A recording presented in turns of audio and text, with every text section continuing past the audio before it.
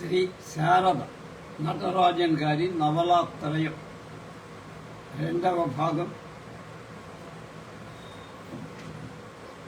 1/2/2025.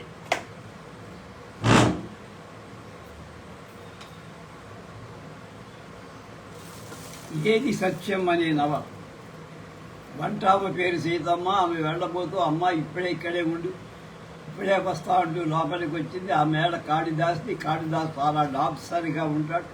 మంచి డబ్బున్న భూస్వామి, BA గ్రాడ్యుయేట్ అయిన ఆయన భార్య వేదవతి ఇద్దరే ఆ ఇంట్లో ఉంటున్నారు. వాళ్ళిద్దరూ చదువుకున్న వాళ్ళే కావటం ఆ ఇల్లు అత్యంత ఆధునిక నాగరికతో వెలుసుతోంది. వేదవతి BA చదివి అయితే ఎక్కడా ప్లీడర్ ప్రాక్టీస్ పెట్టలేదు. అంతే ఆమె సీతమ్మని పిలిచింది. సీతమ్మ వంటింట్లోనే వేదవతిని కలుసుకుని వేదవతి ఏమో అడగకముందే సీతమ్మ బలేరు ఆ పక్కింటి పార్వతి పాపం ఆ అమ్మాయి మొగుడు ఫ్యాక్టరీ చక్రంలో పడి కాలు పోగొట్టుకున్నట్ట.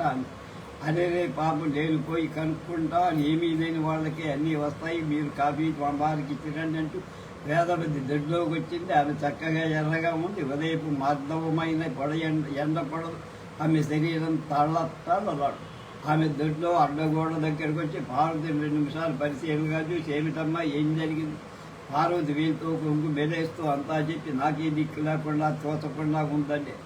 ఏమిటమ్మా మా వాళ్ళెవరు లేరా అని అడుగుతుంటే మరీ గాబరా పడి కమ్మకమ్మ ఎటు తిరిగి మా ఇంట్లోకి రా, ఆలోచిస్తాను. పార్వతి వస్తానండి అన్నది ఆమెకేం తోచదు. వేదవతి ఏం చెబుతుందో, సీతమ్మ ఏం చెబుతుందో, ఎలా ఉంటుందో ఆమెకి తెలుపుకి తాళం వేసి వాకిలి వైపుగా వేదవతి ఇంట్లోకి. ఆమె ఆ ఇంట్లోకి వెళ్తే ఇది 3వసారి. ఇదివరకు ఏదో ఒక తరం భోజనానికి పిలిస్తే వెళ్ళి డబ్బనేది ఉంటే దాన్ని ఎన్ని రకాల వినియోగించవచ్చో ఆ ఇల్లు నిరూపిస్తుంది. హాలు గోడలకి విదేశీ చిత్రాలు వేలాడుతున్నాయి. ఆ ఇంట్లో ఉన్న వారి అమితులన్నీ దాదాపు విదేశీవి అంటానికి. అక్కడ చాలా తార్కాణాలు ఉన్నాయి. కిటికీల కన్నిటికీ తెరలు, తలుపులు, వాకిళ్ళకి తెరలు, టేబుల్స్ మీద కాగితం పూలు, రేడియోలో ఏదో విదేశీ స్టేషన్ మొగ్గు. పార్వతి హాలు దాటి లోపలి గదిలో ప్రవేశించి కాళిదాసు నిలబడి కాఫీ తాగుతున్నారు. నిలువు చారల పైసమా, అదే చారల నిండు చేతులు తొక్క దొరుకుని ఉన్నారు. ఆయన ఉంగరాల క్రాప్ ఎవరికి దువ్వెనకు దొంగకుండా ఉంది. మనిషి ఎర్రగా బాగా ఎత్తుగా ఉన్నాడు. వీళ్ళకో ఉజ్జరపు ఉంగడం ఉంది. ఆయన ఏదో మాదిరిగా చూశాడు. పార్వతివంత వెంటనే మొగం పక్కకు తిప్పుకొని వేదవతిని కేకేశాడు. వేదవతి పరుగులు వస్తూ ఏం కావాలంది. ఎవరో వచ్చారు చూడు అంటూ కాళిదాసు బయటికి వెళ్ళిపోయాడు. కుందా పార్వతి చూస్తూ నిలబడి ఉంది. నోట మాట్లాడి రామ్మారా అంటూ వేదవతి ఆమెను హాల్లోకి తీసుకెళ్ళింది. ఎడమవైపు గదిలోకి వెళ్ళింది. ప్రస్తుతం నువ్వేమీ ఆలోచించలేవు. నీ వారు ఆత్మహత్య నుంచి విడుదలయ్యే వరకు నువ్వు చేసేదేం లేక ఊరికే ఆలోచించి బుర్ర జడగొట్టు.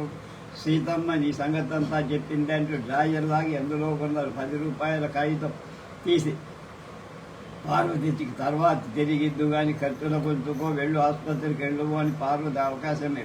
పార్వతి మౌనంగా వేదవతికి నమస్కరించి తన ఇంటికి వెళ్ళి ఆ రోజు ఉదయమే 10 గంటలకు డాక్టర్ సూర్యనారాయణ ఆసుపత్రి ముందు చిన్న అందమైన కారు ఆగి. అది చంద్ర రైతుల యజమాని భానుమూర్తి. కారు నుంచి ఆయన గంభీరంగా కిందకి నిదానంగా మేడ మీద ఉన్న డాక్టర్ ప్రైవేట్ గదికి వెళ్ళి మనిషి లాగు పొడవు సమానం, చామన జాయ, సదా తమలపాకులు నమ్మటం వల్ల గారబట్టిన పళ్ళు, కళ్ళు 2 ఎర్రవాగుగా. ఆయన పైకి ఎక్కిపోతూ కాంపౌండర్కి సంజ్ఞ చేశాడు. ఆయన పైకి వెళ్ళి మరొక 10 నిమిషాల సూర్యనారాయణ పైకి వెళ్ళాడు. డాక్టర్ సూర్యనారాయణ ప్రైవేట్ గది చాలా విశాలం. కిటికీల నుండి గాలి సూర్యరశ్మి గదిలోకి బాగా వస్తూ ఆరోగ్యం ఆహ్లాదకరంగా ఉంది. 4 దేశ నాయకుల రూపచిత్రాలు వేలాడుతున్నాయి. ఒక టేబుల్ ఉన్న మీద ఏదో ఒక లావాటి వైద్య గ్రంథం, దాని పక్కనే భగవద్గీత పుస్తకం, ప్రిస్క్రిప్షన్ రాసే చిన్న చీట్ల పుస్తకం ఒకటి కూడా. మెత్తని దిండ్లు అమర్చబడున్నాయి. 4 ఫ్రేమ్ కుర్చీ. డాక్టర్ గదిలోకి వెళ్ళి భానుమూర్తికి అభిముఖంగా కూర్చొని ఏమిటి అంతా ఆదుర్దాగా వచ్చారు అని విషయం రాత్రి ఫోన్ చేశాను కదా అని. భానుమూర్తి ఖరీదు గల దుస్తుల్ని సర్దుకుంటూ రాత్రి మీరన్న మాటలతో నాకు నిద్ర పట్ల అతని కాలు తీసేయమని వస్తుందని కదా మీరన్నారు. గాభరా పడిపోయానన్నాడు. ఆ మాట విని తీవ్రంగా డాక్టర్ వైపు చూసి జీవిలోంచి సిగరెట్ తీసి వెలిగించాడు. యథార్థంగానే ఆయన ముఖంలో ఆదుర్దాక. ఆ మాట నిజమానండి. నిన్ననే ఎక్స్రే చేయించి చూశాను. తల ఎముక విరిగిపోయి ఆ కాలు తీసేయటమే క్షేమం. అతనికి నిన్ననే ఆపరేషన్ చేసేవాడిని. రోగి చాలా నీరసంగా ఉన్నాడు. అందుకే పలు మోస్తూ అసలుకే మోసం వస్తుందేమని ఆగారు. అలా కాకుండా ఉంటే నష్టం ఏమిటి, కాలు తీసేయకుండా నయం చేయలేరండి అన్నాడు భానుమూర్తి. పైగా ఖర్చేవి జంక పోకండి అని కూడా అన్నాడు. భాను అతనేమి మాసు పిల్లవాడు కదా, ఏదో షర్ట్ ప్లాస్టర్ వేసి ఎముకలు అదుక్కుంటాయి అనుకోవడం. ఈ పెరిగిన వాళ్ళు ఎముకలు అదుక్కోవండి, అది నేను చెప్పేదన్నాడు. నిజమే, కానీ నేను అడిగేది కాలు ఉంచితే ఏం నష్టం? నిక్కచ్చిగా అడిగాడు రైసు మిల్ యజమాని. మీరంతా నిక్కచ్చిగా అడిగితే నేనేం చెప్పాలండి? అప్పుడే ఆ కాలు తీసేస్తే అతనికి ఉత్తరోత్తర ఏ బాధ ఉండదు. ఆ కాలు ఉండి అతనికి ప్రయోజనం కూడా లేదు గనక గంచాలి అంటారా? ఏనాడు ఒకనాడు లోపల పుల్లి మొత్తం గల్లంతయ్యే కావచ్చు. ఆ బాధ అంత ముదిరితే ఆనాడే తీసేసుకుంటారు. ఏ కాలు అప్పుడే ఇవాళే మీరు ఆ కాలు తీసేస్తే వీళ్ళే తక్షణం ప్రమాదం ఏం లేదు కదా. లేదనే చెప్పాలన్నాడు డాక్టర్ నందుతూ. నమ్ముడు గ్యారంటీగా చెప్పాను డాక్టర్ గారు. 10 రోజులు మీ హాస్పిటల్లో ఉంచి పై గాయాలు మాన్పించి తర్వాత ఇంటికి పంపించేద్దాం. అతని కాలు బాగా నయ్యమై తిరిగి పనిలోకి వస్తే నేనే పని ఇస్తానన్నాడు డాక్టర్. అది ఎలా కుదరదండి? కాలు గనక ఉంచితే అతని అన్నట్టు లేని నడవలేడు. కానీ దాని మీద శరీరం భారం మోపితే వెంటనే ఆ భూమికి మళ్ళీ స్థానం తప్పు. అందుకే నేనేం చెబుతున్నానంటే డాక్టర్ ముగించక ముందే మిల్లేజమా అదే వద్దంటున్నాను. కాలు తీసేస్తే 2000 అయినా కాంపెన్సేషన్ ఇవ్వాలి. కాలుంటే 200 ఖర్చుతో వదిలిపోతున్నారు. డాక్టర్కు అర్థమైంది. యజమాని దయ అతను నమ్మలేక బెంగలేక బాధపడుతున్నాడు. వాడు యువకుడిని చూస్తూ ఉంటే గాలి కలుగుతుంది. కాలు తీసేస్తే అతని జీవితం బాగుపడదు. అట్లా కాలు తీసేస్తే కానీ అది చూస్తే యజమాని తనకున్న మంచి ఖాతాదారులో ఒకడు. ఆయన మాట ఎలా కాదనగలడు? కానీ ఈలోగా భానుమూర్తి జేబులోంచి 2 పచ్చ కాగితాలు తీసి డాక్టర్ జేబులో పెట్టాడు. డాక్టర్ అంతరాత్మ గబుక్కన నోరు మూసేసుకోండి. భానుమూర్తి మెల్లగా లేస్తూ పాపం అతన్ని కాస్త కనిపెట్టి ఉంటాడు. అన్నీ సక్రమంగా చూడండి అని దిగిపోయి డాక్టర్ సూర్యనారాయణ సాంశీరావు కాలు ఉంచి నయం చేశారు. 15 రోజులకు ఈలోగా పాలు దీంట్లో గిన్నెలు తప్పాలాలు అమ్ముకుని కాలం గడిపి సాంశీరావు ఇంటికి వచ్చిన రోజుకు ఇంట్లో అన్నం వద్దుకు వండుకునే తప్పాలా 2 గ్లాసులేదు. సాంశీరావు బండి మీద ఇంటికి వచ్చేసరికి సాయంకాలం అయిపోయి సూర్యుడు దుర్గగుడి వెనక్కి వెళ్ళిపోయాడు. పచ్చడి అంతిమ కాంతి ఎత్తైన భవనాల మీద ప్రకాశిస్తుంది. భర్తకు వాకిలికి దగ్గరగా కుక్కి మంచం వేసి పార్వతి మెత్తగా ఉండేందుకు పాత చీరలు మరత పెట్టి వేసి వాటి మీద ఓ గళ్ళ దుప్పటి పరిచి ఓ పాత దిండు కూడా పెట్టి బండి వాడి సాయంతో సాంశివరాలు మంచం మీద తెచ్చి పడుకోడు. ఆసుపత్రి నుంచి అవి బయలుదేరేటప్పుడు డాక్టర్లు ఇలా చెప్పారు, ఇంకో 2 నెలల దాకా ఆయన్ని నడవనీయకమ్మా, ఖర్చులకు ఈ 200 తీసుకోని ఇచ్చారు. ఆ డబ్బు భానుమూర్తి గారయ్యమన్నారు అని కూడా చెప్పారు. పార్వతి మాట్లాడకుండా 200 తీసుకొని సాంశివరావుకి డాక్టర్ ముందే అన్నీ చెప్పి ఉంచాడు. కనుక అతను భార్యను 200 తీసుకోమని చెప్పే ఉంటాడు. కొంతకాలం పాటు ఈ డబ్బుతో గడుపుతూ మరో దారి ఏదైనా చూసుకోవచ్చని ఇద్దరు అనుకున్నారు. కొంతకాలానికి కాలు బాగా నయమైపోతుంది. అప్పుడు తిరిగి భానుమూర్తి గారి పనిలో పెట్టుకుంటారు అని డాక్టర్ చెప్పాడు. అయితే ఈ కొంతకాలం ఎంతకాలం అసలు ఏం లేకుండా నిరాధారంగా ఉండటం కంటే ఆ 200 చేతిలో ఉండటం వల్ల పార్వతి కొంత మానసిక ఆందోళన తగ్గింది. కుర్తి మంచం మీద భర్తను పడుకోబెట్టి లాంతర్ గురించి అలాని ఓ జాజి చెక్కల పాత పెట్ట మీద పెట్టి, ఏమండి మీరు అన్నం తినచ్చు అని డాక్టర్ అన్నారుగా. కొట్లోకి వెళ్ళి బియ్యం ఏవి తెచ్చి వండుతా అన్నా. సాంశీవరావు భార్యను చూస్తాను. ఈ పూటకు కూడా ఇంట్లో బియ్యం లేవు. ఈ చీకటి నువ్వు పోతే పొద్దున్నే పోకూడదా అన్నారు. అంటే అనుకోవడం ఎందుకు, మధ్యాహ్నమే సీతమ్మ గారిని అడిగి ఓటం గొయ్యం అప్పు తెచ్చుకుని వండుకున్నాం. చీకటి ఏమిటండి, దీపాలు పట్టపగలుగా ఉంటే తొందరగా వస్తాగా, మీకేం తోచకపోతే అదిగో ఆ పత్రిక చదువుతూ ఉండండి. పార్వతి దీపాన్ని భర్త వైపు పెట్టి పాత మాసపత్రిక అతనికి ఇచ్చింది. వెళ్ళొస్తానంటూ సంచి పుచ్చుకొని బయటికి సాంశివరావు పత్రిక తిరగేస్తూ ఆలోచించాడు. 3 ఏళ్లు ములిపల్లాగా ఉద్యోగం కాస్త ఊడిపోయి లాంతరు వెలుగులు పడని చోట ఆవరించిన చీకట్ల ఆ 200 అయిపోయిన తర్వాత తను చేసేదేమిటి? అప్పులు ఇచ్చేవాళ్ళు లేదు. తను కాలు లేకుండా ఏ ఉద్యోగం చేయలేడు. ఆదరించి అలా అయిపోయింది. అనే స్నేహితులు బంధువులు లేరు. సంపాదిస్తారు. అచ్చేసేపు ఆలోచించలేక పత్రిక పేజీని నిరర్ధకంగా తిరగేస్తూ జీవోత్సవలంగా పొరుండిపోయి పార్వతి లేకుంటే ఉంటారు గతే మరి.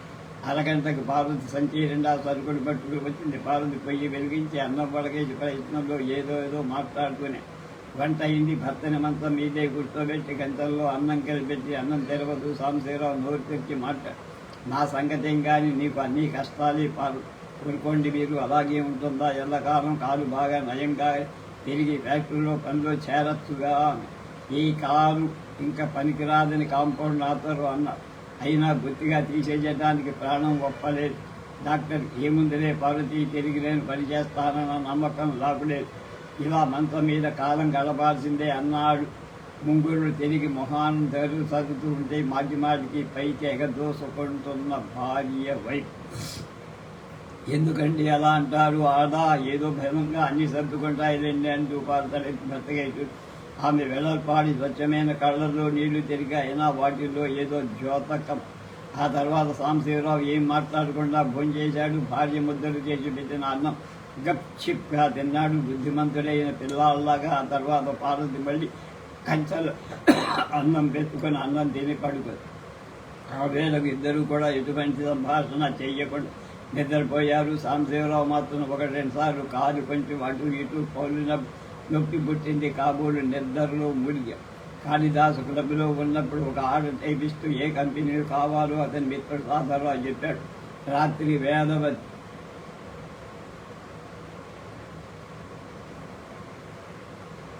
పార్వతి గురించి అతనికి చెప్పినప్పుడు కాళిదాసుకి ఆ ఉద్యోగం జప్తికి వచ్చింది. అమ్మాయికి ఎంత సహనమండి. ఆమె భర్త ఒట్టి సర్రు బుర్రు మనిషి భార్యని ఎలాగైనా దొంగ తీసుకోవాలనుకుంటున్నాడు ఏమో. ఇప్పుడు ఏదో వంకలు పెట్టి తిడుతూనే ఉంటాడు. చూడలేకపోతున్నానంది.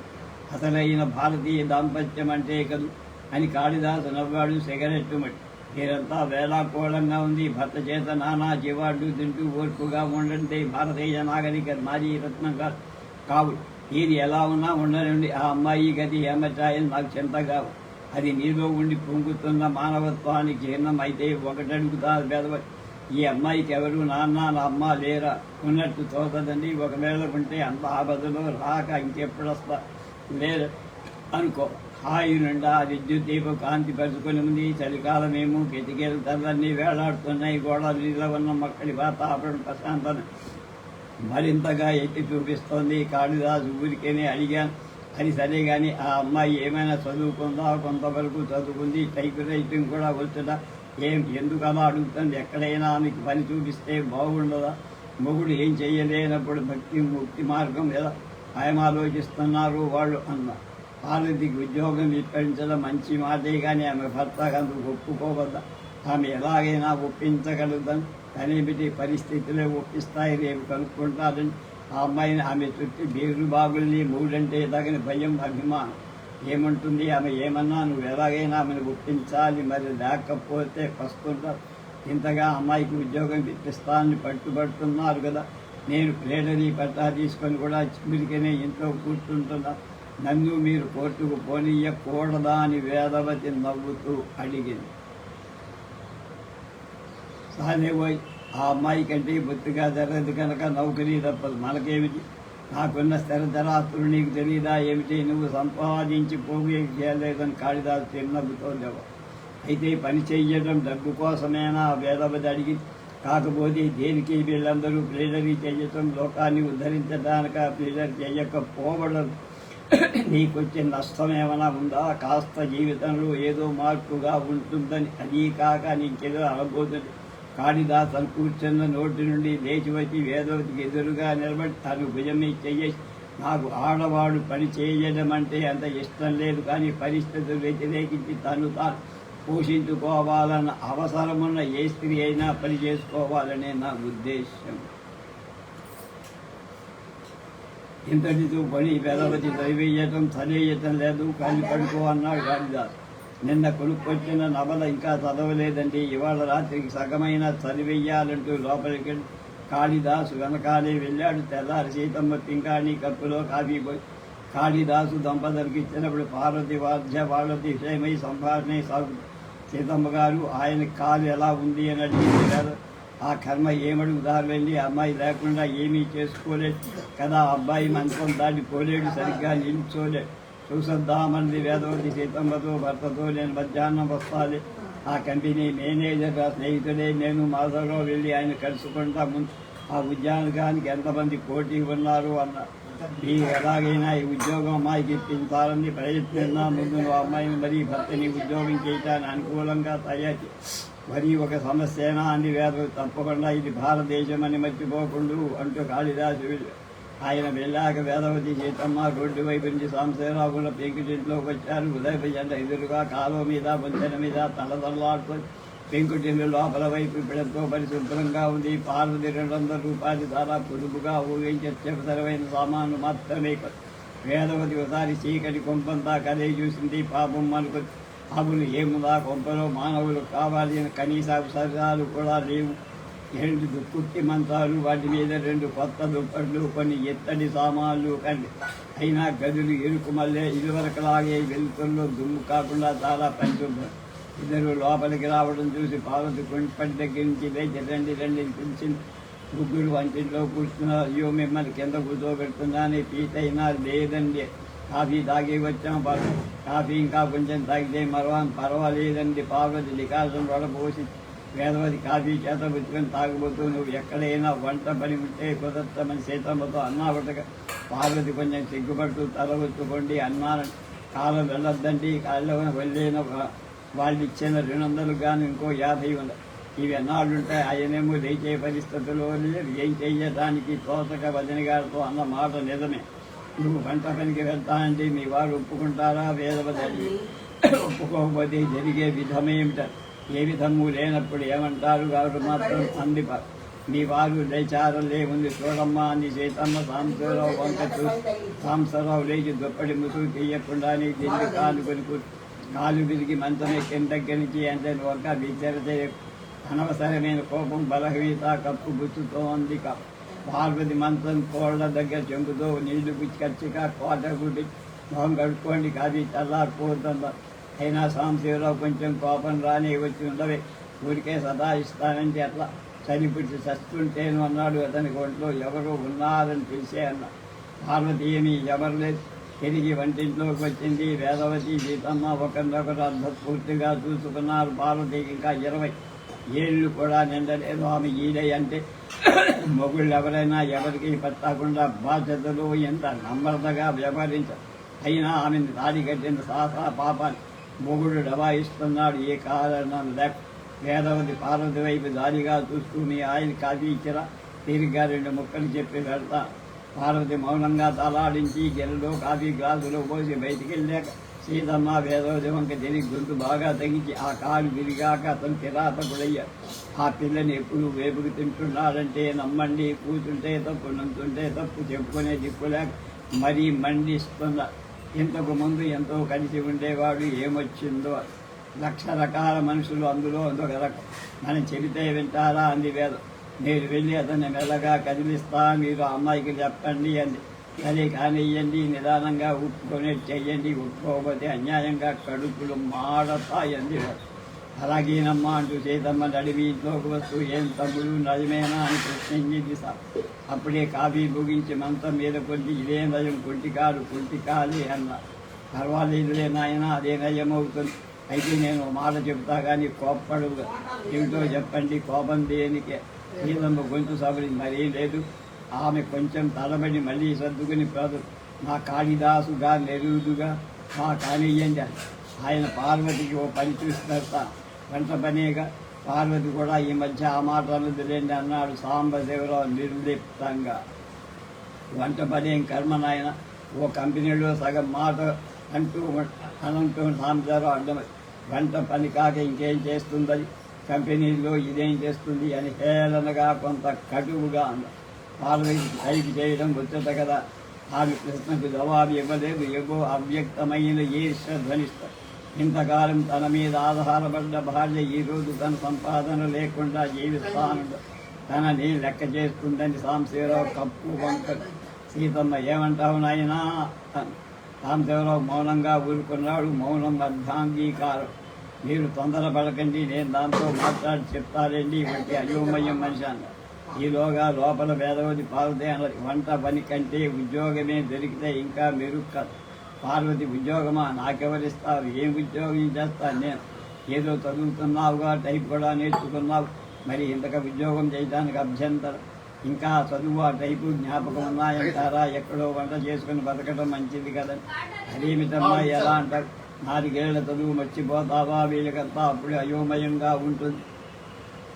ఉద్యోగం చేరితే వాడంతటవే అన్నీ సర్దుకుపోతాయి. నీకెందుకు? నువ్వు ఒప్పుకుంటే నేను ఉద్యోగం ఇప్పిస్తా ఉంది వేదవతి దాదాపు. మగవాళ్లతో సమానంగా కూర్చొని పని చెయ్యాలంటే సిగ్గుగా ఉంటుంది. అలా సిగ్గుపట్టే పట్ల నింపుకోవద్దా? మగవాళ్ళు చెయ్యాలా, భూతాలా, వాళ్ళ పని వాళ్ళు చేసుకోవాలి. ఉద్యోగం దొరికితే కదా ఆ మాటలన్నీ సగం ఒప్పుకున్నట్టు. నువ్వు ముందు ఒప్పుకుంటే ఉద్యోగం కుదిర్చే భారం నాది. నే వెళ్ళస్థానమా పోతోందని వేదం. నా కోసం ఎందుకంటే ఇంత శ్రమ పడుతున్నారంటూ పార్వతి వాళ్ళని సాగి బయటకు పంపించి దుర్గా ఆటోమైల్స్ కమిటీ యజమానితో మాట్లాడడానికి మధ్యాహ్నం వేళ నిర్ణయించు కాళిదాస్ ఫోన్లో మాధవరావుకు విషయం చెప్పాడు. కాళిదాస్ 10:30కే భోంచేసి అలవాటు ఉంటాడు. ఆ వేళ కూడా అలాగే పెద్దలకడే భోంచేసి వంటగదిలో కూర్చొని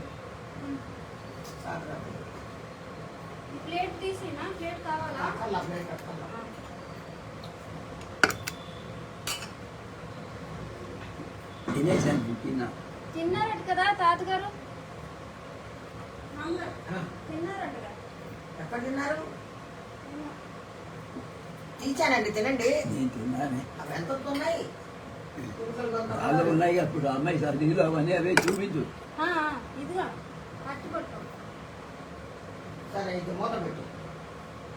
ఆ మూత పెట్టండి మామగారు. ఈ మూత కావాలి. ఇది కావాలి. సరే సరే, ఇక్కడే ఉంది. అదే అక్కడ ఫ్రిడ్జ్ పక్కన సంచి ఉంది, దాదాపు కొబ్బరికాయ ఉంది. ఆ కొబ్బరికాయ తీసి పుట్టదు. పనికొస్తే గుళ్ళో కొట్టకపోతే ఇది కూడా కౌంటర్ చేసి ఈ స్టూలు బయటపడే బయటికి కాళిదాస్ పత్రిక పక్కన పెట్టి ఏమన్నాడు ఏంటండి అని ప్రశ్నించారు. నా భార్య ఉద్యోగం కూడా చేస్తుందా అని ఆశ్చర్యపోయాడు. భార్య సంపాదించుకుంటూ పెడితే నేను తింటామా? అది ఒక బాధ. ఎన్ని ఏడుపులు ఇందులో సీతమ్మ చెప్పింది కానీ కుదరలేదు వ్యాపారం. మీరే వెళ్ళి బాగా మాడు కంటేట్టుగా చెప్పిరండి, కాస్త మీరు చెప్తే వింటాడేమో అంది వేదవతి. అరగంట ఆగి వెళ్తాలే, మనమంటే 10ంటికే తిని కూర్చుంటా కానీ వాడింట్లో భోజనాన్ని అతలాన్నం దాటాలిగా అన్నారు. వేదవతి సరే మీ ఇష్టం వెళ్ళిపోయి తర్వాత 1 గంట సేపు ఆపత్రిగా చదువుకుంటూ కాళిదాస్ కూర్చున్నా.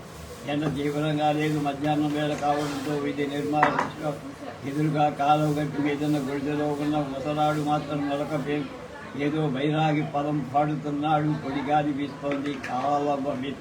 కాళిదాస్ దీవుగా నడుస్తూ బాగా వంగి సాంబశివరావు ఇంట్లోకి ప్రవేశించి సాంబశివరావు అప్పుడే భోంచేసి బీడీతో పార్వతి లోపల భోంచేస్తుంది. కాళిదాస్ సాంబశివరావు ఇదివరకే పని.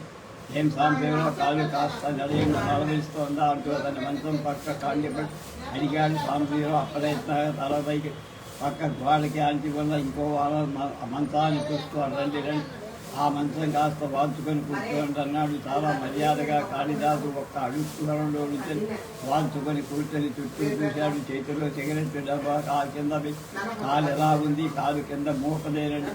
అలా మంచం పోవాల్సిందే, పాల ఇవ్వాల్సిందే అన్న. సిగరెట్ తీసి వెలిగిస్తూ అని అంత నిరాశపడితే ఏం తోచడం లేదంట. మరి మీ ఆవిడికి ఓ ఉద్యోగం చూసి వెళదామని ఉంది, నీకేమైనా అభ్యంతరమా? సాంబశివరావు వంటికి వైపు చూస్తూ దాని ముఖం దయచేస్తుందండి. అయినా దాన్ని అడిగితే పోతుంది, దానికి ధైర్యం ఉంది, చేస్తానంటే నాదేం పోయింది, ఎలాగో జరుగుబాటు. ఆమె ఒప్పుకున్నట్టే కాస్త ఎరంగా పరిగణమిస్తుంది. అది మీ ఆయా స్త్రీల ప్రవృత్తిని బట్టి ఉంది. సాంబశివరావుకి ఎంతో గర్వంగా ఉంది తన భార్యని కాళిదాస్ పొగడ్డంతో. మీరున్నారుగా, నాకేం అభ్యంతరం. ఇష్టాన్ని కొంచెం కులాసాగా చేయకు, ఉద్యోగం చేసే తాగదు వచ్చేదా ఆమె చేస్తుంది. ఈలోగా భోజనం ముగించి ఆమెకు మీరు ఇంతగా చెబుతూ ఉంటే కాదంటావా? కానివ్వండి, ఏదేమైనా పూచీకత్తు మీదే అంటూ సాంబశివరావు మళ్ళీ దిండుకు చేరబడి ఆ మన్నాడు ఉదయం వేదవతిలో ఒంపు దగ్గర నీళ్లు పట్టుకుంటున్న పార్వతి ఇవాళ నువ్వు ఆ కంపెనీకి ఇంటర్వ్యూ వెళ్ళాలమ్మా, ఉద్యోగం ఖాయమని కంపెనీ ఎక్కడుందనేది వాళ్ళకి ఆమెకేదో భయంగా బెదురుగా గాంధీనగర్లో సత్యనారాయణపురం పోయే రోడ్డులో సినిమా హాల్ ఉందిగా, దాని ఎడం వైపు దుర్గా మాన్సల్స్ మేళ, అదే కంపెనీ కింద అంతస్తులో షోరూమ్. వెంటనే గుర్తుపట్టగలగలేను. సరిగ్గా 10 గంటలకు వెళ్ళి అక్కడికి వెళ్ళి మావారు కూడా అక్కడే వెళ్తానండి, తప్పేముందా? ఏమిటో మృత్యుగ్రహంలో పోయే దానిలా మాట్లాడితే అక్కడ ఉన్నవాడు మనిషి. పార్వతి కాస్త తలపైకెత్తు. ఆ సమయానికి వేదవతి నవ్వడంలో ఆమె కూడా నవ్వేసి వెళ్తానంటున్నారు కదండి అంది. భయం ఎందుకు? పార్వతి ఏం చేస్తున్నావు? వద్దు వీడికి చెప్పబట్టుంటే కేకేశ. వెళ్ళొస్తానండి, ఎందుకంటే కోపడతా. తొందరగా కోపం పొద్దు నుంచి వేరే లేక నన్ను చూస్తా. పార్వతి ముఖం జీవురించి కానీ అదేవి పెదబడితే ఇంకా మండిపడతాడు అతను. ఎందుకని మేమే వెంటనే అనా తీసుకొని ఆ వీధి మూలలో ఉన్న బీడీ కొట్టుకెళ్ళి బీడీ తెచ్చిచ్చేది. పార్వతి ఉన్న ఉత్సాహమంతా నశించింది ఆ మాటలతో. అయినా మాటలు పట్టించుకోకుండా కూర్చుంటే పార్వతి గబగబ వంట చేయసాగింది. ఏమండి ఇప్పుడు తింటారా? మళ్ళీ వచ్చి పెట్టిన. ఎప్పుడే తిని కూర్చుంటా పోయిందా? తర్వాత చూసుకుందామన్నాడు. పార్వతి తన స్వల్పాలంకరణ పూర్తి చేసుకుంది. ట్రంకు పెట్టలోంచి తాతల కాలం నాటి సర్టిఫికెట్ తీసి వెళ్ళొస్తాను, తొందరగా రా, దిక్కులు చూస్తూ పోక. పార్వతి నల్లని దడి మీద ఎర్రని మందారం పెట్టుకొని వెళ్ళింది. షోరూమ్కి పదవైపు ఆఫీసుకు దారి పేడ చెట్ల మీద వెల్లహాలు ఏది మీదుగా జరిగిన కత్న కంబళి గోపి వన్నె రంగు పోయబడిన గోడలు. అక్కడ రోడ్డు చేస్తున్న గుమాస్తా నలుగురు ఆమె లోపలికి రావడంతో ఆమెకే చూశారు.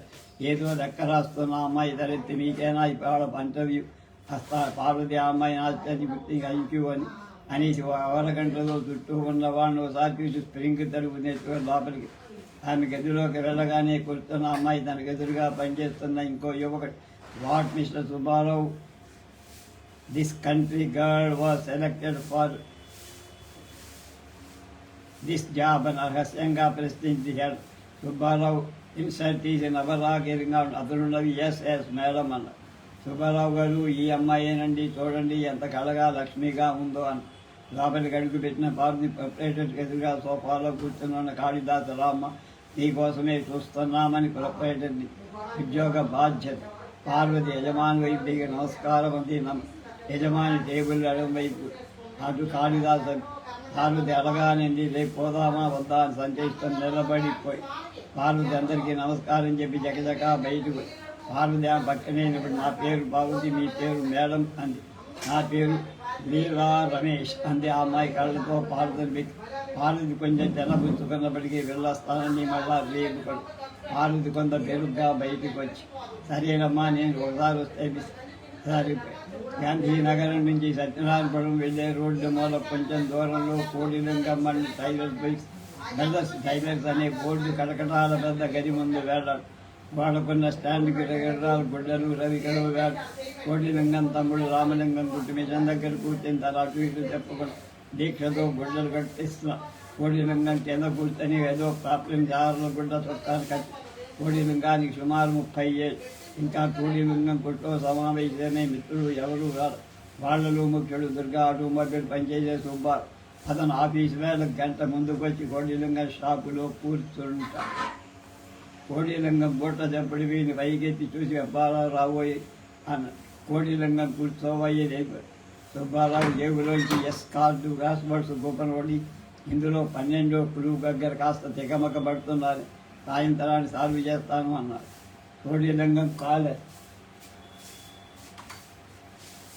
కత్తిరిస్తూ అందరూ నవ్విచ్చారు. కానీ శివరవయ్య మాత్రం ఇదిగో అంటున్నాడు. వాడి భాగం కూడా మనమే వేసుకొని వేసి అంటేద్దాం వాడి ముఖం. వాడి వల్ల ఏమవుతుంది, ఎక్కడి నుంచి తెస్తాడన్నాడు. కత్తిరించడం పూర్తి చేసి జేబులో సిగరెట్ తీస్తూ.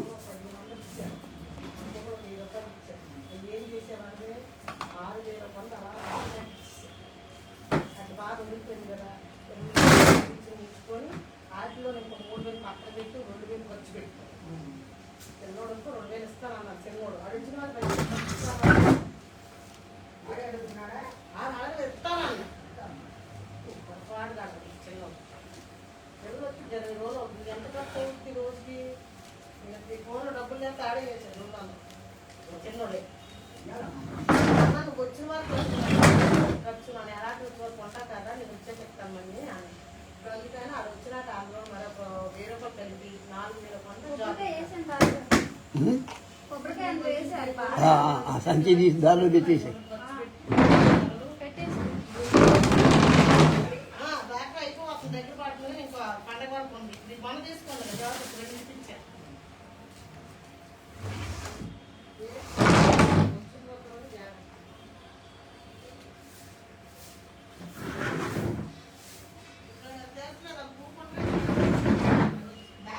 సాయంత్రం డబ్బులు పోషన్ కూపను కలెక్టర్ గారికి ఇస్తారు.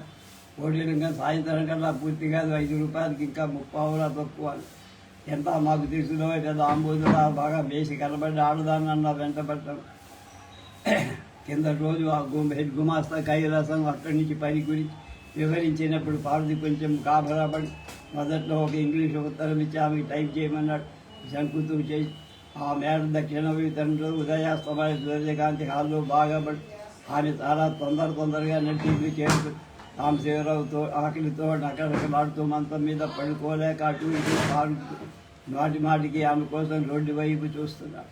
పార్వతి చొప్పున లోపలికి వచ్చింది. ఆమె మనసు మరీ వేదనగా ఉండటంతో కొండ్రకు తీసుకొచ్చి తన పెళ్ళాటి పట్టి చేసిన మడతలో ప్రాణప్రదంగా దాచుకున్న పాత ఫోటో తీసుకొచ్చి వంటింట్లోకి వచ్చి కూర్చి అది తన మేమమ్మ ఇంట్లో తన చిన్నప్పటి చూస్తూ తెచ్చిపోయిన ఆమె తల్లిదండ్రులు లేదు. దేనికి నిజమైన జీవితం భర్తతోటే ప్రారంభమవుతుంది. దేని గురించి ఆ నిజానికి కాళిదాసు స్త్రీల సమస్య నిధిలే ఆలోచించి పరిష్కరించుకోవాలని. అవునా, ఏదో సమస్య అన్నాడు. మీరు నన్ను ఊరికే పొగుడతారు కానీ నా ఉద్దేశంలో అన్నం పెట్టడం అంటూ వచ్చాక తినేవారిని ప్రేమగా చూసి కడుపుతారు నిండా పెడతారు. కాళిదాసు ఏర్పాటు చేసిన విందుకు విజయవాడలో డబ్బున్న కుటుంబాలంతా వచ్చి వేదవతి నువ్వు ఇంతగా మంచిగా ఉండటం వల్ల నీకెన్ని కష్టాలు అనుకుంటూ బయటికి వెళ్ళి మాధవరావు ఇల్లంతా తిరుగుతూ పెద్దన్నంతా నెత్తిన వేసుకున్న వాళ్ళలా వంటింట్లోకి తొంగి అనీతమ్మా ఇంకా వంట కాలేదా, మేమంతా ఈలోగా అక్కడితో ప్రాణాలు కలబట్టి అక్కడి వాళ్ళు అక్కడ సోడిపోయేట్టున్నావు. అతనికి వెనకానే ఉన్న కాళిదాసు ఏం పర్వాలేదు, గవర్నమెంట్ హాస్పిటల్ పక్కనే అంటూ వంటింట్లోకి తొంగి చేసి కాదు భారతి నువ్వు నిదానంగానే వంట కాళీయమ్మ, తొందరపడితే పరమాన్నం పులుసు కానీ పులుసు పరమాన్నంగా పార్వతి కొబ్బరి దుర్గంలో తలెత్తి చూసి అన్నది. మాధవరావు ఎందుకో కానీ పార్వతిని తరియక ధ్యానంతో 2 ధ్యానం చూశాను. మాధవరావు మీకు పేంట కూడా వస్తా చదువుకున్న వాళ్ళ మాధవరావు మా ఆవిడికి అన్నీ రోజుకోవాలి. పార్వతి అవునండి లేదమ్మ ఉడాయి ఉంటారు లేదమ్మ. పార్వతి అన్నం కూరలు పులుసు పులిహార పరమాన్నం అన్నీ గిన్నెల్లో పెట్టుకొని మరీ పట్టులే పర్వాలేదు. పార్వతి ఉద్యోగ భారంతో ఇంటి జాగిరి భర్త శుశ్రూషకలు తలకు మించిన పనులు. ఆమె ఉద్యోగంలో చేసిన వారం రోజుల పాటు మామూలు కార్యక్రమాలకి భిన్నంగా వెళ్ళిపోయి పార్వతికి ఒకరోజు ఎక్కడ లేని భయం తోడు అన్నది లేకుండా ఆ దిశలో అంతమంది మగవాళ్ళతో పని చెయ్యటం. పార్వతికి ఆ సందర్భంలో ఒక జ్ఞాపకం వచ్చి తర్వాత ఆయనకి తాను మధ్యాహ్నం ఖాళీ తయారు చేసి పెట్టి రాల. తర్వాత సుబ్రహ్మణ్యం నవ్వాడు. అవును అంతరవు.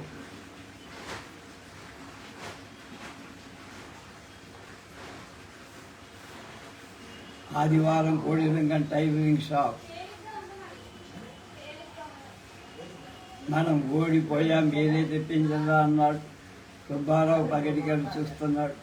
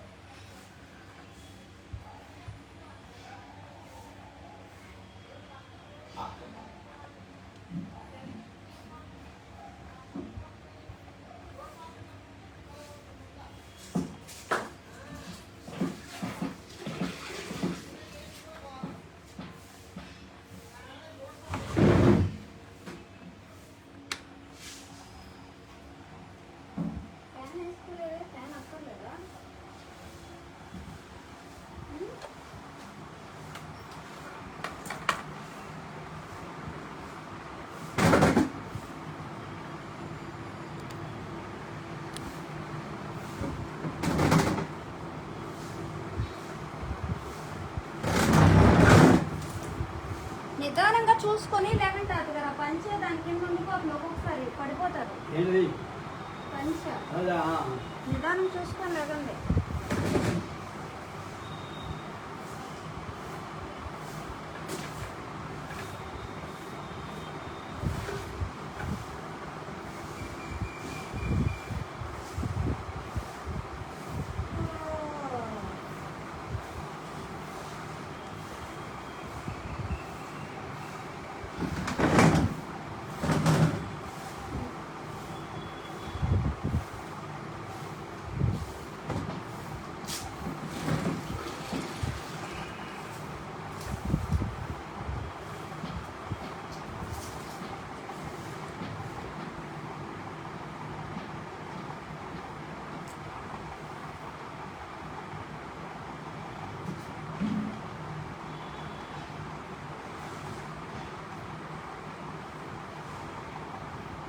దాదాపు నెల అయిపోయింది. ఆశపాశాలు బంధనాలు మానవుల మనస్సుకు సంబంధించినవి రోజు రోజుకి సామ్యాస్తిలో శారీరంగా నీరసించిపోతున్నాడు. ఇప్పుడు పిండి మానుకుంటే ఎలాగండి? ఇంకో 4 నెలల పాటు ఎలాగో తంటాలు పడితే ఈలోగా మీకు ఈ ప్రశ్న చికిత్స కూడా పూర్తవుతుంది. ఆ తర్వాత మనకి 20 రూపాయలు సరిపోత 60 అయినా రోజు కీచులాడ తప్పటంలా.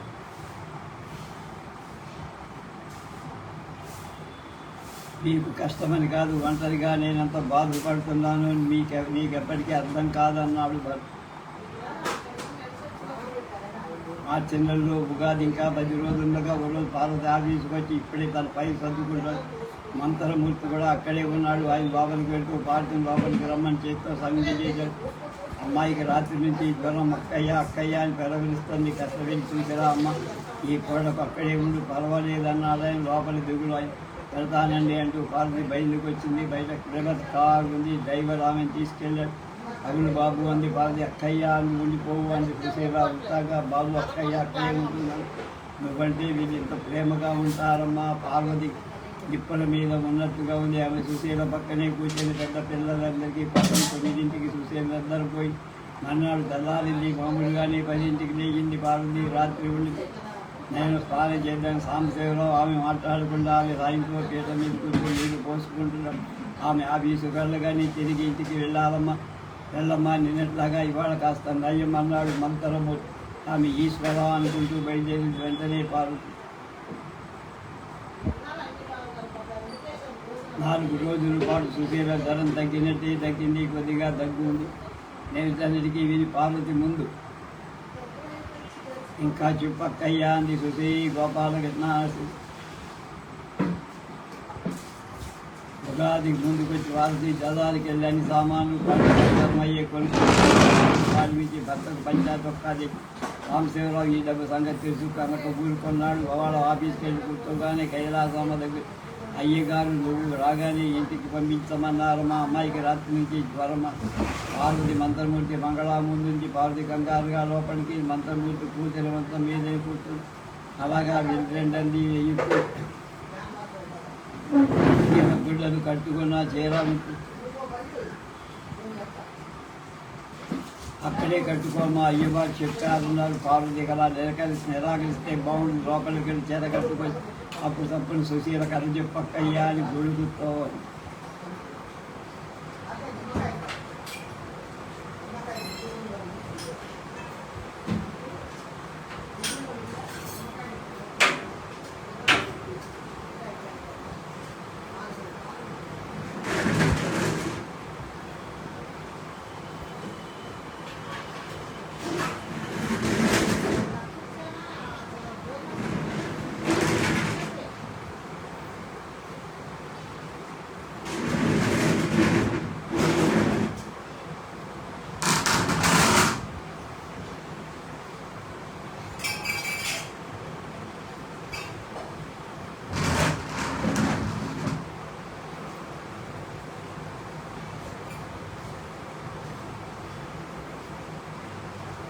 కాంసరావు పాదాల కింద భూమి కంపించిపోతున్నట్టుగా ఉంది. అతని అంతరాత్మ పోయి నీచడానికి గోలిస్తే తన కాళ్ళ దగ్గరే నెత్తులు మడుగులో పడి ఉన్న పార్వతి ఒక క్షణం చూశాడు. అంతే ఆ భావోద్వేగంతో పైకి అసలు విపరీతంగా స్పందించిన వాడి సత్తును ఆగిపోవడంతో సాంబశివరావు అమాంతంగా అయ్యో పార్వతి అంటూ మొదలు జరిగిన మ్రాన్లా తనకు జీవనాధారమై తన కోసమే జీవించి చివరికి తన చేతిలో అతోగుడు పాల్చిన భార్యపై పడి ఇదంతా అర్థం కాని మంత్రమూర్తి మాధవరావు తప్పున అతన్ని పొందించి చూశారు.